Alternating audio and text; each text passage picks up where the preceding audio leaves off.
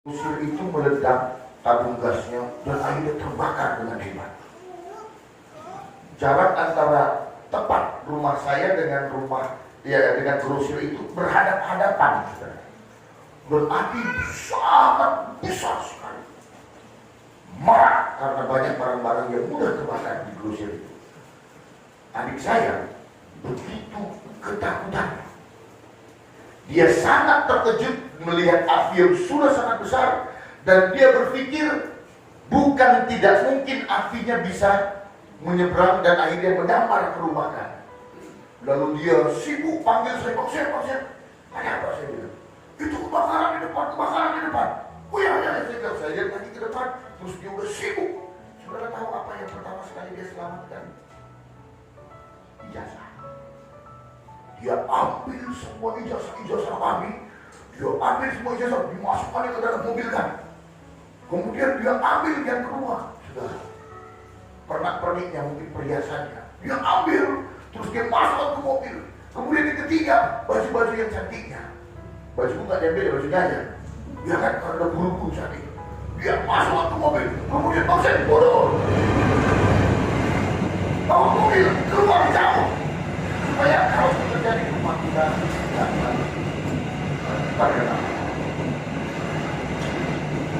begitu juga kalau orang kebakaran dimanapun, sudah. Hal yang pertama yang dia lakukan adalah menyelamatkan sesuatu yang paling berharga dalam dia, bukan? Selain daripada nyawanya, itu sudah pasti. Tetapi yang pasti ada barang berharga yang akan dia prioritaskan untuk dia selamatkan. Saudara, Jumat Agung adalah bukti yang bisa menyadarkan setiap kita betapa sesungguhnya kita berharga di hadapan Tuhan. Dia punya ciptaan yang sangat banyak, tetapi baginya tidak ada yang lebih berharga selain daripada kehidupan manusia, yaitu saudara dan saya. Itu sebabnya dia mengambil tindakan sendiri supaya manusia itu tidak ikut dalam kebinasaan, tetapi mendapatkan keselamatan di dalam dia. Alkitab hari ini firman Tuhannya saya ambil dari kitab Ibrani pasal 9 ayat 11 sampai dengan ayatnya yang ke-28. Ibrani pasal 9 ayat 11 sampai 28. Agak panjang, jadi saya akan bacakan buat kita semuanya, yang lain boleh mengikutinya. Ibrani 9 ayat 11 sampai 28, demikian firman Tuhan.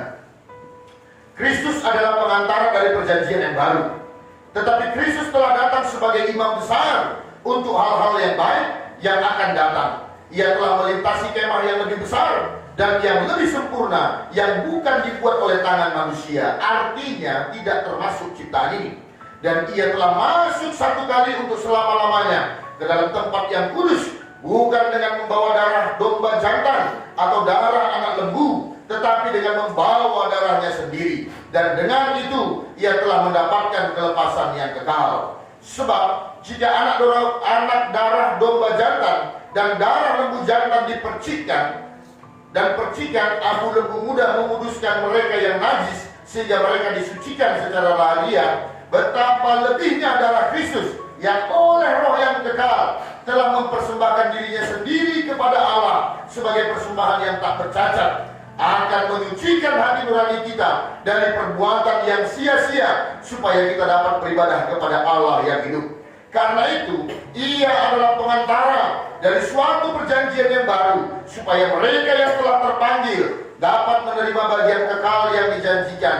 Sebab ia telah mati menebus pelanggaran-pelanggaran yang telah dilakukan selama perjanjian yang pertama. Sebab di mana ada wasiat, di situ harus diberitahukan tentang kematian pembuat wasiat itu. Karena suatu wasiat barulah sah kalau pembuat wasiat itu telah mati, sebab ia tidak berlaku selama pembuat wasiat itu masih hidup. Itulah sebabnya maka perjanjian yang pertama tidak disahkan tanpa darah. Sebab sesudah Musa memberitahukan semua perintah hukum Taurat kepada seluruh umat, ia mengambil darah anak lembu dan darah domba jantan serta air dan bulu merah dan hisop, lalu memerciki kitab itu sendiri dan seluruh umat sambil berkata, inilah darah perjanjian yang ditetapkan Allah bagi kamu. Dan juga kemah dan semua alat untuk ibadah dipercikinya secara demikian dengan darah. Dan hampir segala sesuatu disucikan menurut hukum Taurat dengan darah, dan tanpa penumpahan darah tidak ada pengampunan. Jadi segala sesuatu yang melambangkan apa yang ada di sorga haruslah ditahirkan secara demikian. Tetapi benda-benda sorgawi sendiri oleh persembahan-persembahan yang lebih baik daripada itu. Sebab Kristus bukan masuk ke dalam tempat kudus buatan tangan manusia yang hanya merupakan gambaran saja dari yang sebenarnya, tetapi ke dalam sorga sendiri untuk menghadap hadirat Allah guna kepentingan kita. Dan ia bukan masuk untuk berulang-ulang mempersembahkan dirinya sendiri, sebagaimana imam besar setiap tahun masuk ke dalam tempat kudus dengan darah yang bukan darahnya sendiri. Sebab jika demikian, ia harus berulang-ulang menderita sejak dunia ini dijadikan. Tetapi sekarang ia hanya satu kali saja menyatakan dirinya pada zaman akhir untuk menghapuskan dosa oleh korbannya. Dan sama seperti manusia ditetapkan untuk mati hanya satu kali saja dan sesudah itu dihakimi, demikian pula Kristus hanya satu kali saja mengorbankan dirinya untuk menanggung dosa banyak orang. Sesudah itu ia akan menyatakan dirinya sekali lagi tanpa menanggung dosa untuk menganugerahkan keselamatan kepada mereka yang menantikan Dia. Demikian firman Tuhan. Bapak Ibu, perlu sedikit kita ketahui, kitab Ibrani ini ditujukan kepada orang-orang Israel. Orang Israel punya adat istiadat. Dan yang paling melekat pada mereka adat istiadatnya adalah adat hukum Taurat. Mereka punya kebiasaan yang terikat sekali dengan hukum Taurat. Oleh sebab itu penulis kitab Ibrani mengambil pendekatan supaya kau tahu betapa berharganya engkau di hadapan Tuhan. Seperti apa kau berharganya? Kata penulis kitab Ibrani kepada orang Israel. Yang pertama, kau ingat tiap kali kau beribadah. Kalau orang Israel, kalau tiap kali beribadah, mereka gak bisa sembarangan beribadah, Bapak Ibu. Kalau di bait Allah, dalam gambaran bait Allah, ada ruangan kudus dan ruangan maha kudus. Orang hanya bisa beribadah kalau di ruangan kudus, tapi kalau di ruang maha kudus hanya imam besar yang bisa masuk. Dan saudara tahu, tiap kali orang Israel beribadah, mereka harus membawa yang namanya persembahan. Persembahan untuk menghapuskan dosa-dosa mereka. Yang paling murah dari segala sesuatunya dalam memberikan persembahan itu adalah burung merpati. Itu yang paling murah. Anak domba sebenarnya, lembu sebenarnya, tapi gak semua orang punya uang. Lalu kemudian dia sudah burung merpati juga boleh. Tetapi maksudnya apa? Kalau untuk pengampunan dosa cuma satu lambang yang harus digenapi, yaitu harus ada darah yang tertumpah. Dan itu harus dilakukan tiap kali mereka beribadah. Tiap kali mereka beribadah harus membawa korban yang membuat dosa mereka boleh terhapus. Bayangkan, saudara, kalau seandainya hari ini hukum Taurat itu masih berlaku, proses banyak kali bangkit di gereja kita ini. Karena apa? Akan ada setiap hewan yang akan dibakar, akan ada setiap hewan yang akan dipotong. Nah saudara, tetapi penulis kitab Ibrani katakan apa? Oleh sebab itu ketahuilah betapa engkau berharga di hadapan Tuhan, sehingga Yesus pada akhirnya mau mati di kayu salib sebagai apa? Sebagai imam besar, sebagai perantara, supaya kau tidak perlu lagi menghabiskan apa yang ada padamu, sebab darah Kristus itu yang akan menebusmu, sehingga tidak ada lagi batasan untuk engkau datang kepada Tuhan. Pak Bu, betapa sulit bagi bangsa Israel untuk datang kepada Tuhannya. Mereka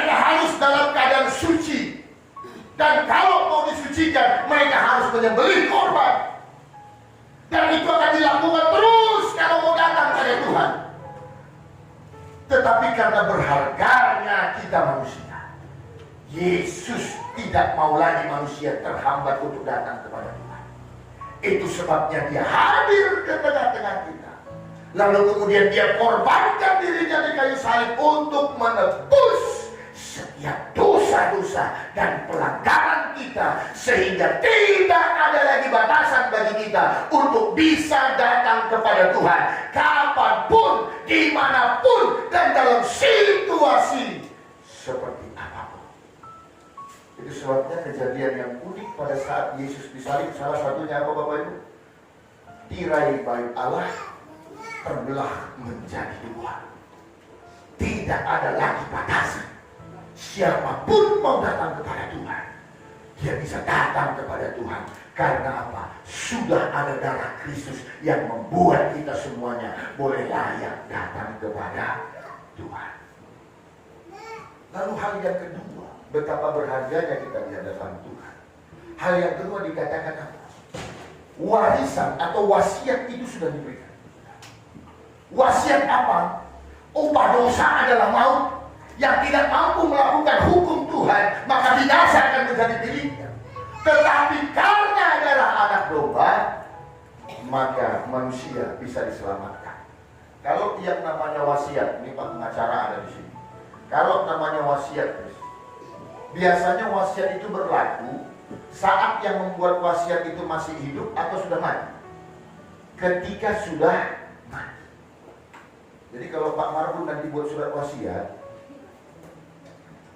kepada anak-anakku, murni sawah yang di belakang rumah kita, ukuran 10 kali 20 itu jadi milik. Rolas, kereta Supra yang Bapak pakai itu jadi punyamu. Kepada anak lagi yang lain, nanti jam tangan Bapak sama. Kalau Pak Marbun masih hidup,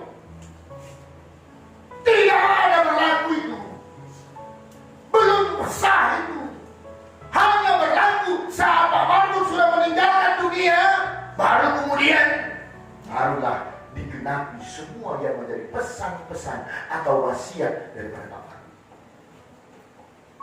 Jelas ada satu legasi atau satu wasiat, bahwasanya yang bisa menebus umat manusia hanya darah Tuhan itu sendiri.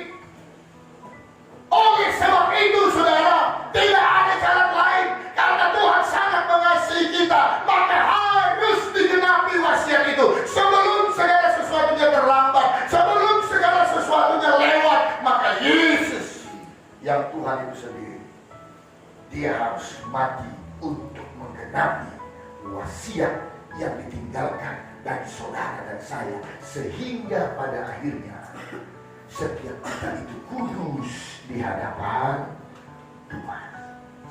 Lalu diceritakan penulis kitab Ibrani, bukankah waktu hukum Taurat dibacakan, ya kan? Akulah Tuhan Allahmu, jangan ada kita yang bisa lakukan hukum Taurat. Akulah Tuhan Allahmu, jangan ada Allah lain di hadapanmu. Benar nggak? Bohong. Kau masih terlalu suka dengan handphonemu daripada Tuhan. Bohong. Jangan ada Allah lain di hadapanmu, kata. Jangan membuat bagimu patung yang menyerupai apapun untuk disembah. Tapi apa? Kita masih mendewakan yang lain daripada Tuhan. Jangan menyebut nama Tuhan Allahmu dengan sembarangan. Tapi kita sering kali menjadi orang-orang yang menyepelekan Tuhan. Ingat dan kuduskanlah hari Sabat. 6 hari lamanya aku bekerja. Bukan ingat dan kuduskanlah tiap kali Jumat Agung baru aku ke gereja. Setiap 6 hari yang kau lewati, hari yang ke-7 kau harus datang pada Tuhan. Sudah kita lakukan? Nih, jangan engkau membunuh, jangan engkau mencuri, ya kan? Jangan engkau berzina, jangan engkau bersaksi dusta. Saya mau tanya, apakah kita mampu lakukan itu semua? Ada yang mampu lakukan itu semua? Tidak.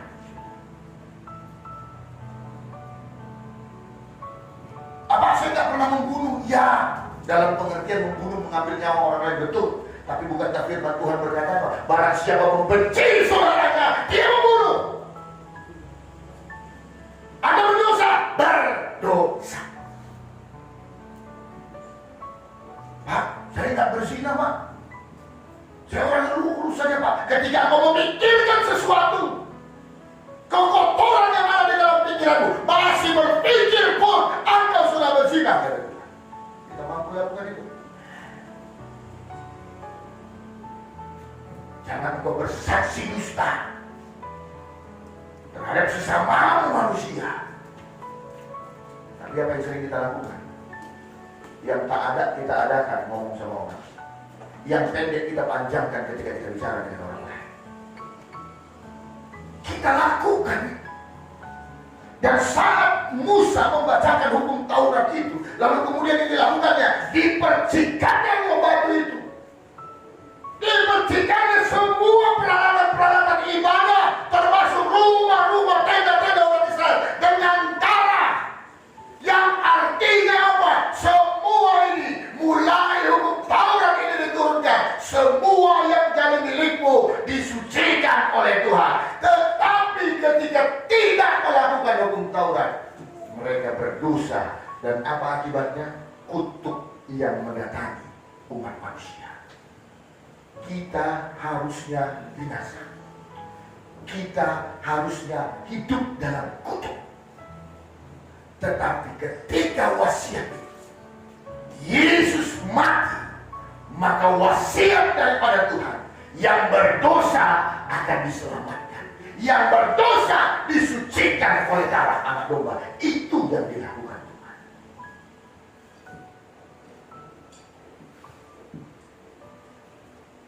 Kalau di asuransi, Bapak Ibu, kemarin kita diskusi tentang asuransi. Kalau asuransi jiwa, ada satu produknya katanya begini. Misalnya, dan banyak terjadi.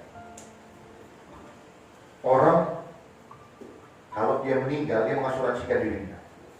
Orang bisa, kalau misalnya dia meninggal, kalau seandainya dia meninggal, maka dia akan dapat santunan sekian miliar atau sekian miliar. Bapak Ibu, banyak orang akhirnya ketika melihat itu, mungkin karena kesusahan itu, mungkin karena begitu sayangnya sama keluarganya. Banyak orang yang mengakhiri hidupnya supaya keluarganya dapat warisan dari asuransi. Banyak. Pak, Tuhan Yesus memilih untuk taat terhadap salib supaya wasiat itu digenapi, supaya warisan itu menjadi milik kita, supaya kita yang binasa tidak lagi beroleh kebinasaan, supaya kita yang hari ini kehilangan orang-orang yang kita kasih, supaya kita hari ini kehilangan orang-orang yang kita sayangi. Suatu saat kita meninggalkan dunia ini, kalau dia orang percaya, kita akan bertemu kembali dengan orang yang kita kasih. Katakan, supaya digenapi oleh Tuhan. Karena wasiat hanya berlaku ketika orang yang membuat wasiat itu sudah tiada, dan dia mengambil sikap untuk mengakhiri hidupnya supaya digenapi apa yang dijanjikan oleh Tuhan kepada setiap umatnya. Lalu kemudian saudara, akan tetapi Tuhan katakan, ingat ini baik, pengorbanan itu hanya satu kali. Tak ada penyaliban berkali-kali. Tidak ada. Pengorbanan itu sekali untuk selamanya. Bersikap permanen dalam kehidupan kita. Oleh sebab itu yang harus kita sadari,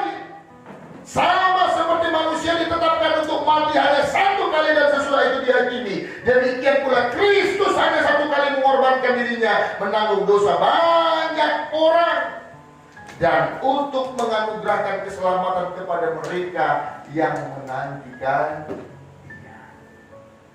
Karena itu saudara, siapakah dia yang akan mendapatkan warisan dari Tuhan itu? Adalah orang-orang yang menghormati pengorbanan yang sudah dia lakukan. Apa caranya dia menghormati orang yang dia lakukan? Dia akan berbakti, dia akan mengabdi, dia akan mengasihi dengan sungguh-sungguh orang yang sudah memberikan cinta kasih itu kepada dirinya. Lalu saya bilang sekali lagi saya bilang, kau rohani jangan di gereja, nggak penting buat Tuhan. Jangan rohani di gereja, nggak ada gunanya. Semua kita di sini kalau orang semua kita berdoa kok, betul tidak? Ada jemaat sini yang ketika berdoa nggak berdoa. Nah, saya yakin semua berdoa. Kau harus rohani ketika ada di luar gereja. Amin. Jangan mulut kita manis. Haleluya, puji Tuhan, haleluya, puji Tuhan ketika kita ada dalam gereja. Haleluya, puji Tuhan ketika kau ada di luar gereja. Kau harus menjadi terang daripada Kristus, bukan di gereja.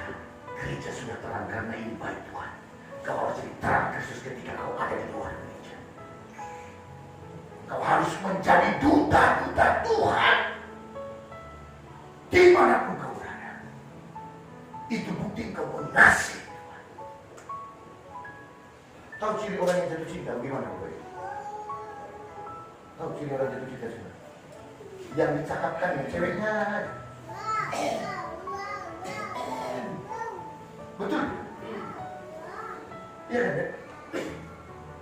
Jumpa sama Pak Gembala kayak gini kan Pak? Siang itu kayak gini Pak? Gini. Oh iya. Jumpa sama si Dedi, Pak kayak gini kan Pak? Gini kan bro? Gini kan? Itu aja biasa. Kenapa? Dia mengasihinya. Pertanyaan saya, apakah Kristus pernah kau sampaikan kepada orang-orang sekitar sebagai bukti kau mengasihi Tuhan? Kasih yang diberikan Tuhan sehingga tidak perlu menjadi khawatir bagi kita. Keselamatan menjadi milik kita. Kita yang bukan anak, dia akan menjadi anak. Kita yang budak, dia akan menjadi anak. Ini sukacita yang besar. Sudahkah engkau bangga kepada Tuhan? Sudahkah engkau menyatakan kehendak Tuhan dalam kehidupan? Oh, gak usah takut sama pendeta. Gak akan ada absen di gereja ini. Oh, Pak Penggabian ini cuma pasca dia datang ini. Tinggal kelas tadi ya, nggak bisa tadi apa. Kalau nanti gereja berarti dia di luar lah di teras tadi ya, karena dia tinggal di kelas. Nggak ada. Oh, si Dewi ini sebentar berasa asap, sebentar terbakar, enggak. Kalau begitu ya dekat rel itu aja dulu, nggak bisa dia masuk ke dalam. Nggak ada. Jangan takut sama manusianya. Tak usah segan karena pendetamu, nggak perlu. Tapi takutlah akan Tuhan. Bagaimana Tuhan yang sangat mengasihimu tetapi kau permainkan kasihnya dalam kehidupanmu hari lepas hari. Bagaimana tak ada perlawananmu untuk coba membangun kekudusan di dalam kehidupanmu.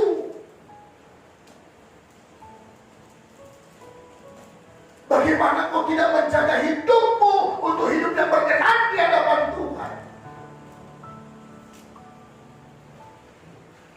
Lalu akhirnya penulis kitab Ibrani dalam pasal 12 dia katakan, jangan jauhi peribadahanmu. Itu bukti daripada orang yang mengasihi Tuhan. Kalau alasan apapun, ada alasan Bapak Ibu. Apapun bisa jadi alasan.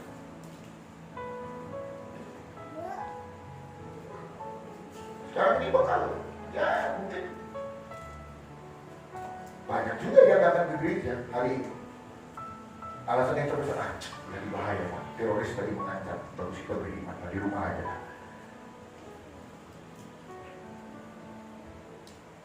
Enggak, hargai Tuhan. Dia yang sudah berlaku menjadi imam kasih. Engkau tidak perlu lagi untuk takut datang kepada Tuhan kapanpun, karena engkau sudah dilayakkan oleh Tuhan. Betapa berharganya hidup orang yang percaya. Ini sebabnya ketika aku hidup, aku mau menjadi saksi Tuhan. Karena kalau aku mati mengakhiri hidup di dunia ini, aku tahu tempatku sudah dijanjikan, surga kemuliaan menjadi milikku. Itu kebanggaan kita orang percaya. Tapi kenapa kita masih tidak menjaga kehidupan kita? Kita yang sudah dikuduskan dengan darah yang begitu mahal. Kalau zaman Musa dipercikan, mau datang nanti ke darah, dipercikan dulu dengan darah, baru bisa lahir. Kita sudah dipercikan, kita sudah ada materai darah Kristus dalam kita. Tapi itu pun kita nggak datang pada Tuhan. Kaki kita masih lebih suka mengejar tempat dosa daripada tempat kekudusan Tuhan. Tangan kita masih kita pakai yang sudah dikuduskan ini, masih kita pakai untuk sesuatu yang cemar, bukan sesuatu yang mempermuliakan Tuhan. Pikiran kita yang sudah dikuduskan oleh Tuhan ini masih sering kita gunakan untuk sesuatu yang menyedihkan hati Tuhan.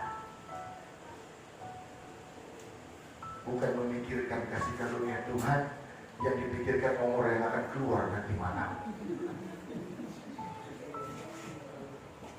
Bukan dipakai tangan untuk mengangkat ujian dan menyembah Tuhan, tetapi memakai tangan untuk mainkan kartu lem ataupun joker atau domino tadi.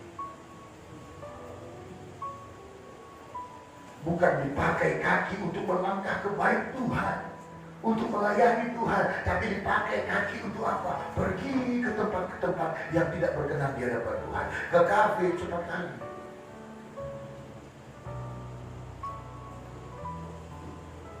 Ke kedai tua di luar. Mulai hari ini aku nggak mau lagi, Pak. Mulai hari ini aku bukan berubah. Mulai hari ini aku tidak akan lakukan. Pulang dari gereja di rumah, malamnya datang kawan. Biasa. Oh, enggak deh.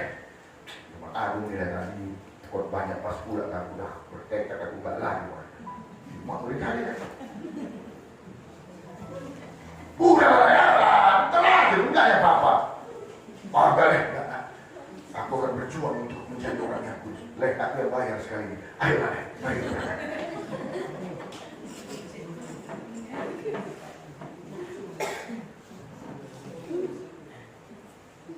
Kasihan Tuhan kita Bapak Ibu. Kasihan. Bagaimana kita bisa mempertanggungjawabkan hidup kita kelak ketika dia datang kali yang kedua? Hidup kita masih hidup yang sudah diangkat Tuhan, tetapi kelakuan kita masih seperti orang-orang budak yang tidak mengenal Tuhan. Tuhan sudah sediakan yang baik bagi kita, tapi kita masih tetap memilih yang kotor, yang jelek, yang tidak baik buat kita. Tuhan sudah arahkan, ayo jadi orang yang rendah hati dengan mengasihiku, tetapi kita beban di hati sudah. Apalagi dengan yang namanya keangkuhan. Ingat baik, angkuh itu tidak berbanding lurus dengan apa yang memiliki. Iya betul. Orang biasanya lebih sok kalau ada sama dia kan gitu. Tapi orang yang gak punya, yang kere pun banyak yang sok. Banyak yang sombong. Dan dengar ini baik, iblis tidak diusir dari sorga. Iblis, ya dengar ini. Iblis tidak diusir dari sorga karena mencuri dia, enggak. Iblis tidak diusir dari sorga karena dia berzina, bukan. Iblis tidak diusir dari sorga karena dia berbohong, bukan.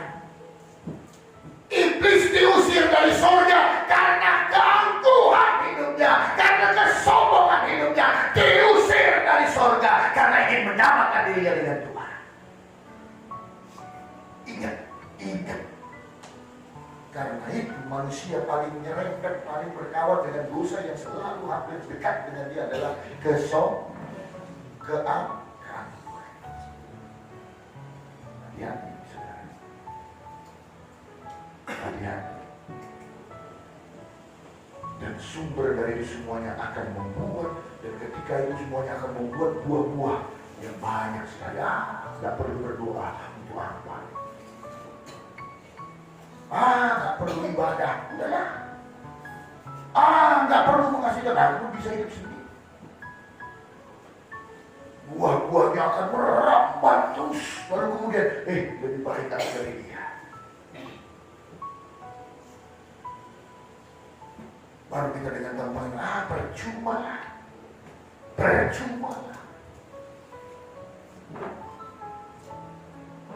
Kita menganggap, pengorbananku yang lebih besar daripada suamiku. Begitu juga, istriku gak ada apa-apanya, dibego, ditolong dan sebagainya. Muaranya cuma satu, karena keangkuhan. Dan Tuhan mau menghancurkan. Itu sebabnya Tuhan bilang, keselamatan itu adalah karena kasih karunia, bukan karena perbuatan, bukan karena hasil usahamu, tetapi karena pemberian aku kepadamu. Apa maksudnya? Jangan kau sombong, kata Tuhan. Jangan kau sombong. Dengar lebih baik. Ketika kau merendahkan orang lain, engkau 3 kali sedang merendahkan diri. Hati-hati. Kita perlu kerendahan hati seperti Yesus. Tuhan Yesus bisa nggak nolong juga di sana? Bisa. Ketika dia ditangkap, ini bakal disalib, bisa nggak dia melawan? Bahasa kalau Beirut tadi yang ditangkap, rata semua ada, datang dari skip semua ya kan, di PKIDP apa segala macam, rata semua. Siapa kita mau sakiti? Tetapi Tuhan tidak lakukan itu. Ketika Petrus menebas telinga Malkus, Yesus bilang, sarungkan pedangmu. Orang yang bermain dengan pedang akan mati dia dengan pedang. Dia ambil telinga si Malkus, dia tempel balik lagi. Lalu Tuhan bilang, kau kira aku tidak sanggup untuk memanggil berlaksa pasukan sorga untuk mereka? Tidak, aku bisa. Tetapi tidak kulakukan karena aku mengasihi. Semua harus digenapi karena kasih kepadamu. Hari ini dipaparkan buat kita semua. Lihat bagaimana besarnya dan luar biasanya kasih Tuhan. Masihkah engkau menyia-nyiakan kasih Tuhan yang berharga? Dia yang sangat menghargai. Masihkah engkau tidak menghargai Dia yang sudah memberikan kasihnya kepadamu? Masihkah engkau menjadi orang yang angkuh di dalam hidup? Masihkah engkau menjadi orang yang sombong di dalam kehidupan? Masihkah engkau menjadi orang yang mendukakan Tuhan yang sudah berkorban bagi? It's up to us. Tetapi satu hal yang pasti, ketika dia datang, dengan baik saudara, kegenapan janji Tuhan akan tergenapi. Ketika dia datang kembali, dia akan melihat orang-orang yang menghargai pengorbanannya, orang-orang yang menghargai dirinya sendiri, orang-orang yang tahu dirinya berharga. Dia akan melihat itu semua, dan dia akan memperhitungkan segala sesuatunya dalam kehidupan kita. Doa saya, kita menjadi orang-orang yang menghargai cinta kasih Tuhan. Amin. Karena bagi Tuhan, engkau dan saya berharga di hadapannya. Amin. Kita bersatu di dalam doa. Terima kasih Bapa kami yang baik. Terima kasih Allah kami yang hidup. Kami bersyukur Tuhan hari ini kami sudah mendengarkan kebenaran firman-Mu. Apa yang Kau perbuat bagi kami Tuhan. Sungguh Engkau menjadikan kami berharga. Engkau menjadikan kami berharga di hadapan-Mu Bapa. Sehingga Kau menyelamatkan kami, menembus dosa kami.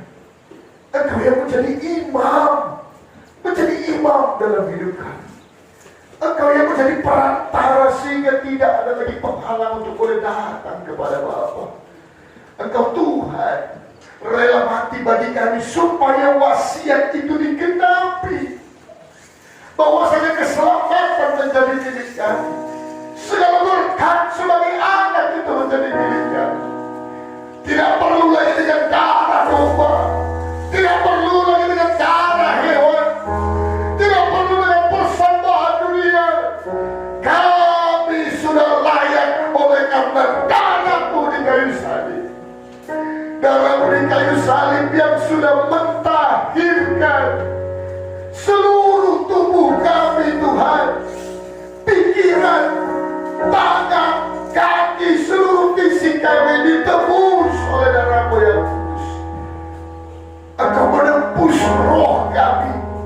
Ketika kami meninggalkan dunia ini, tempat yang terbaik sudah Tuhan buat bagi kami.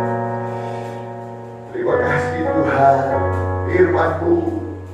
Firman-Mu tinggal tetap dalam kami. Supaya kami Bapa, supaya kami Tuhan menghargai pengorbanan-Mu itu. Supaya kami mengimani betapa berharganya kami di hadapan-Mu ya Tuhan. Terima kasih Tuhan Yesus. Dan sebentar Tuhan kami akan masuk ke dalam perjamuan kudus kami. Tuhan Yesus yang urapi anggur dan roti yang akan dibagikan kepada setiap umat-Mu. Biarlah semuanya ini mendapatkan pengurapan yang khusus daripada Tuhan. Pengurapan yang sungguh dari surga. Sehingga kami Tuhan akan semakin terbentuk menjadi orang-orang yang mengasihi Tuhan dengan sepenuh hati kami, sepenuh kehidupan kami. Menghargai pengorbanan-Mu, menghargai darah yang sudah mengalir untuk kami. Terima kasih Tuhan Yesus. Salib-Mu yang sangat mulia, salib-Mu yang luar biasa. Karena itu kami diselamatkan Tuhan. Terpuji nama-Mu Bapa. Ini doa kami. Kami percaya firman-Mu tidak berlalu dengan sia-sia, akan tinggal tetap dan mengubahkan seluruh kami. Kami hari memberikan firman-Mu dan masuk dalam perjamuan kudus kami. Dalam nama Putra-Mu yang kudus, Yesus Kristus, Tuhan dan Juru Selamat kami yang hidup. Amin. Masih dengan tetap sikap doa, kita akan pujian kita. Salib-Mu, salib-Mu.